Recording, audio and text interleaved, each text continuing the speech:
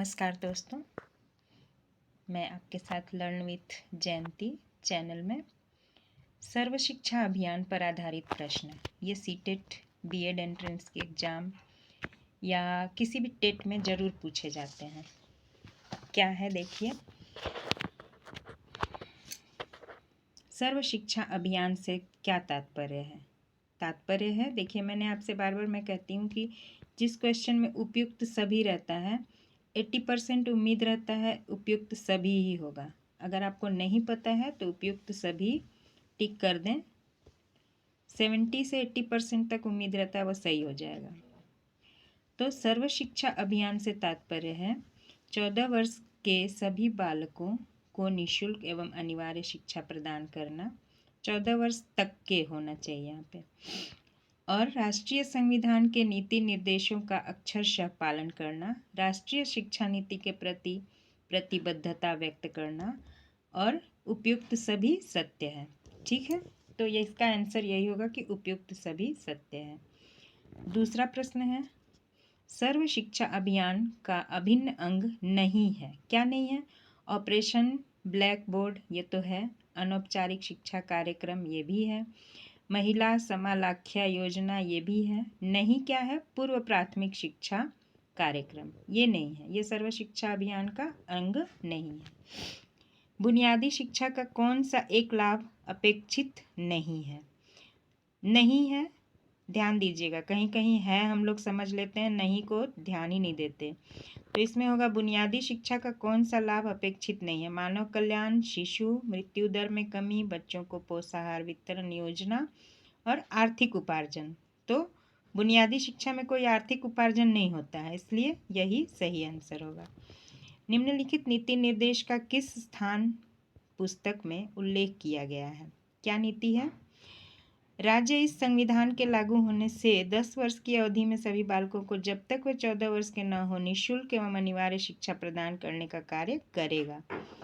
किस पुस्तक में है? भारतीय संविधान 1950 ईस्वी में भारतीय संविधान पुस्तक में यह है। ठीक है, जो 1950 में लागू हुआ था, आप सभी को पता होगा। मानव विकास मंत्रालय के डॉक्यूमेंट सर्व शिक्षा अभियान 1999 के अनुसार कौन सा सही विवरण है? देखिए 3 है, जिसमें से उपयुक्त सभी कथन सत्य हैं। 3 क्या है? प्राथमिक स्कूलों में राष्ट्रीय स्तर पर 4 गुना वृद्धि हो गई है। प्राथमिक शिक्षा के नामांकन में 6 गुनी वृद्धि दर्ज की गई है। लड़कियों के नामांकन में 32 गुनी वृद्धि दर्ज की गई है। उपयुक्त सभी कथन सही हैं। शिक्षा का सर्व सुलभीकरण यूईई का लक्ष्य है। देखिए यहाँ भी उपयुक्त सभी है तो उपयुक्त सभी हो गया।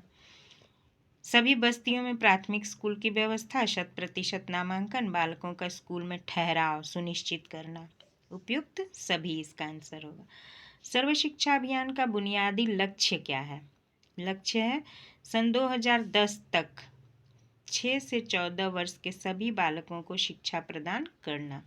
यह 2010 तक ही यह व्यवस्था आई थी, परंतु बाद में इसको आगे बढ़ाया गया। ठीक है, निम्नलिखित में से कौन सा एक सर्व शिक्षा अभियान का उद्देश्य नहीं है? यहाँ भी नहीं है आ गया।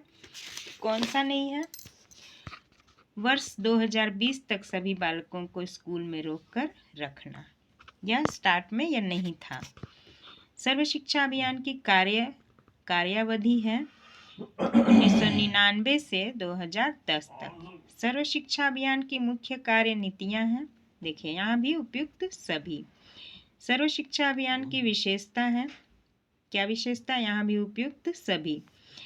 सर्व शिक्षा अभियान के अंतर्गत व्यवस्था की गई है विकलांगों की समेकित शिक्षा, दूरस्थ शिक्षा, ब्लॉक स्तर पर संसाधन केंद्रों की स्थापना। उपयुक्त सभी।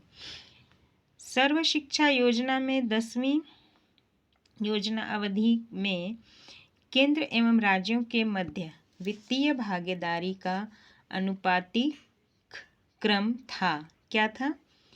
75:25, 75:25। राष्ट्रीय पोषाहार सहायता कार्यक्रम योजना, मध्याह्न भोजन योजना क्या है?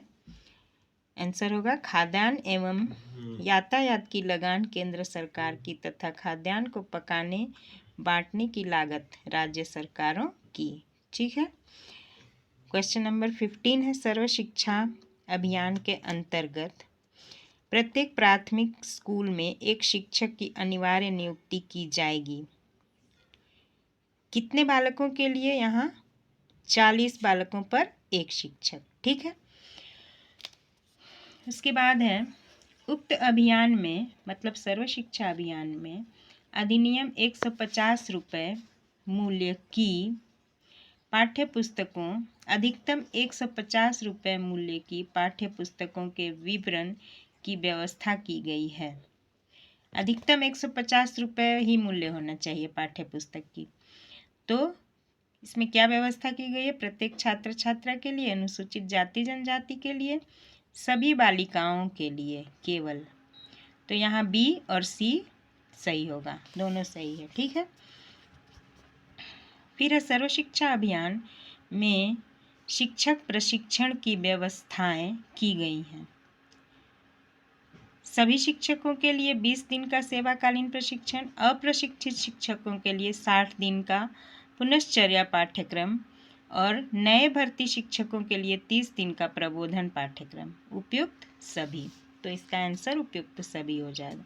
सर्व शिक्षा अभियान के अंतर्गत लड़कियों की शिक्षा के लिए अभिनव क्रियाकलाप परियोजनाएं लागू करने के लिए दी जाने वाली वित्तीय सहायता राशि है कितनी? 15 लाख।